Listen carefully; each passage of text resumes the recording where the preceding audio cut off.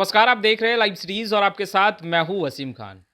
देश के प्रधानमंत्री नरेंद्र मोदी बिहार आ रहे हैं और उससे पहले बिहार की सियासत में गर्माहट और कई सवाल निकलकर सामने भी आ रहे हैं। जहां एक तरफ तमाम विपक्षी दल एक अहम बैठक करने जा रही है, तमाम विपक्षी दलों को एक मंच पर लाने की कवायद तेज है, वहीं दूसरे तरफ बीजेपी भी अब दमखम झोंक रही है 2024 के लोकसभा चुनाव को लेकर।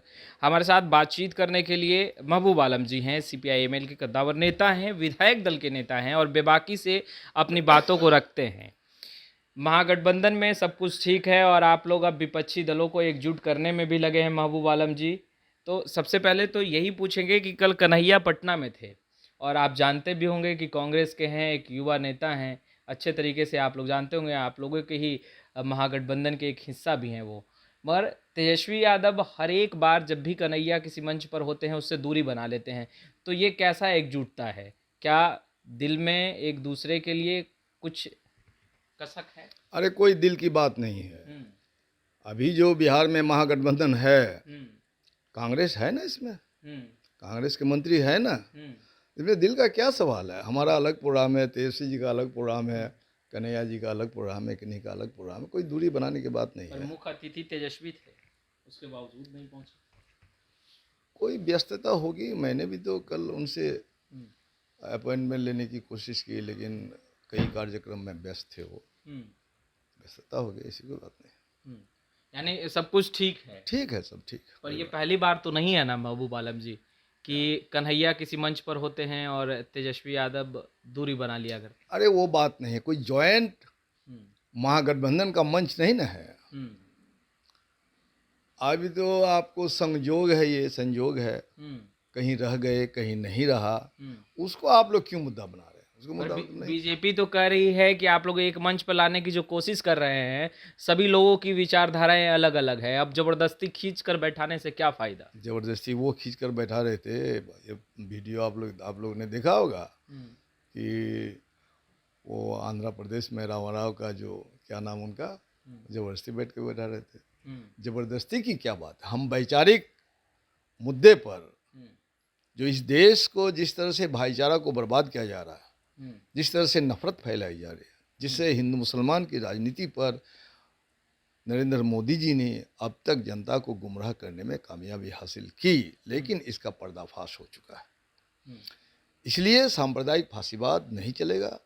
ये देश संविधान पर चलेगा और संविधान पर भी खतरा है। जिस तरह से देखा आपने कि ये राजतंत्र नहीं है, ये प्रजातंत्र, डेमोक्रेसी है।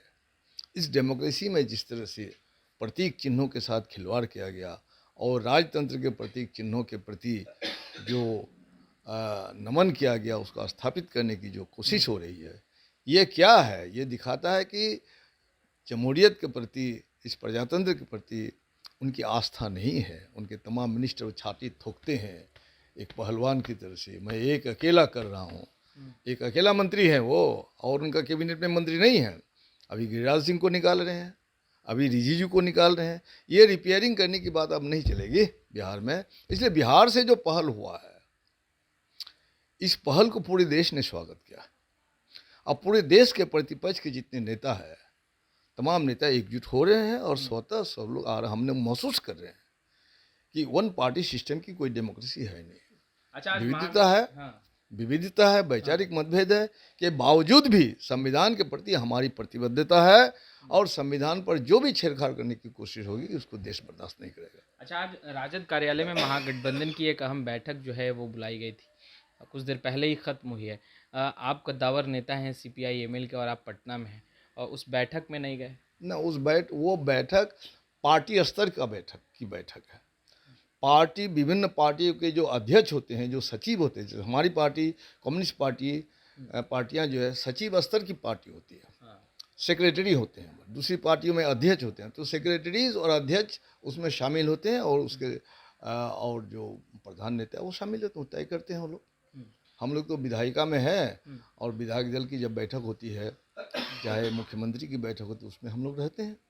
अच्छा, पीएम मोदी बिहार आ रहे हैं और कहा जा रहा है कि पीएम मोदी के बिहार आने से समीकरण बदल जाएगा और कहीं ना कहीं बीजेपी का बोलबाला हो जाएगा, क्योंकि पीएम मोदी जो हैं वो लोकप्रिय भी हैं और बिहार की जनता चाह भी रही है कि देश के प्रधानमंत्री नरेंद्र मोदी आए। ये तमाम बातें जो हैं वो कहीं ना कहीं बिहार की सियासत में अभी चल रही है। अभी पीएम मोदी की लोकप्रियता का असर देखा ना आपने दक्षिण भारत के चुनाव में। हम्म, अभी पीएम मोदी अपनी लोकप्रियता चमकाने के लिए अभी रिजिजू को हटाया ना, हम्म, अभी गिरिराज सिंह पर सवाल उठ रहा है कि नहीं उठ रहा है। हम्म, पीएम मोदी बिहार में आते हैं, उनको सवाल का जवाब देना होगा कि बिहार की जो गरीब बदहाल जनता है, उस बिहार राज्य को आप सम्मान करते हैं? बिहार की बदहाल जनता के प्रति आपका कोई सम्मान है? आपने इनको विशेष राज्य का दर्जा दिया, बिहार राज्य की शिक्षा के प्रति आपकी दिलचस्पी है? सबसे देश का पुरातन यूनिवर्सिटीज़ में एक जो पटना यूनिवर्सिटी है, उसको केंद्रीय यूनिवर्सिटी का दर्जा दिया। ये नौटंकीबाजी ख़त्म हो चुकी है। अब लफाजी से देश नहीं चलेगा। देश को उन्होंने रसातल में पहुंचा दिया है, इकोनॉमी बर्बाद हो गई। अब देश बर्दाश्त करने के लिए तैयार नहीं है। बिहार से ही उसकी सांप्रदायिक फांसीवादी की राजनीति का जो सत्ता है, उसका जनाजा बिहार से निकलेगा। 39 पिछले बार जो लोकसभा चुनाव हुआ था उसमें 1 सीटें ही महागठबंधन जीत पाई थी। अब बीजेपी कह रही है कि अब की बार जब पीएम मोदी बिहार का दौरा करेंगे तो 2024 में जो लोकसभा चुनाव होगा उसमें 0 यानी शून्य मिलने वाला है आप लोगों को, और उस शून्य लेने की तैयारी अब आप लोग कर रहे हैं। वो दिन में सपना देख रहे हैं। अब हम क्या कर सकते हैं, कोई काम धंधा बचा नहीं उसके पास, दिन में सपना देख रहे हैं। आने वाला दिन में चुनाव तय करेगा कि बिहार में उसका क्या हश्र होने वाला है। बिहार ने जब जब देश में खतरा आया, बिहार ने मुकाबला किया। चाहे जेपी मूवमेंट कहिए, चाहे अब तक का मूवमेंट कहिए, चाहे मंडल कमीशन का मूवमेंट कहिए, बिहार ने अगवा भूमिका निभाई है। और आज भी जब नफरत का माहौल फैला दिया मोदी ने पूरे देश में जो खतरा पैदा हो गया, इसके खिलाफ भी अगुवाई बिहार कर रही है। और बिहार के लिए गौरव सौभाग्य की बात है कि हमारी पार्टी ने भी बिहार में इतना बड़ा महाधिवेशन किया। तमाम विपक्ष के नेताओं को हम लोगों ने दावत किया, सब आए। अब तो एकजुट है ही, फिर एकजुट करने की बात। बिहार में बैठक हो रही है महागठबंधन के नेता और पूरे देश के नेताओं की। बीजेपी को 2024 में किस तरीके से क्या रोड मैप आप लोग जो है वो तैयार करें, क्योंकि बैठकें लगातार चल रही है। कोऑर्डिनेशन कमेटी की भी अब गठन की बातें निकल कर सामने आ चुकी है, ताकि महागठबंधन आप लोग नहीं चाह रहे कोई चूक हो। क्या मास्टर प्लान कोई तैयार किया जा रहा है बीजेपी को 2024 में रोकने के लिए? बीजेपी को 2024 में निर्णायक शिकस्त देने की लड़ाई शुरू हो चुकी है बिहार में।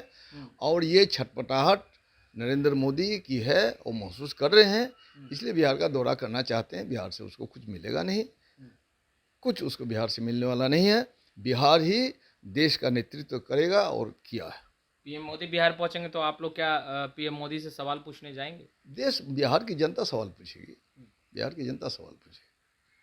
तो आपने सुना महबूब आलम को स्पष्ट रूप से कहते दिखाई दे रहे हैं कि तमाम विपक्षी दल एकजुट हैं और 2024 में एक बड़ी लड़ाई, एक निर्णायक लड़ाई जो है वो लड़ी जानी है। और वो लड़ाई सत्ता पक्ष यानी केंद्र सरकार और बीजेपी के साथ जनता की होगी, और जनता बेशक सबक सिखाएगी। खैर, इस वीडियो में इतना ही। अब तक आपने हमारे चैनल को सब्सक्राइब नहीं किया है, तुरंत सब्सक्राइब कर ले। आपका बहुत बहुत शुक्रिया।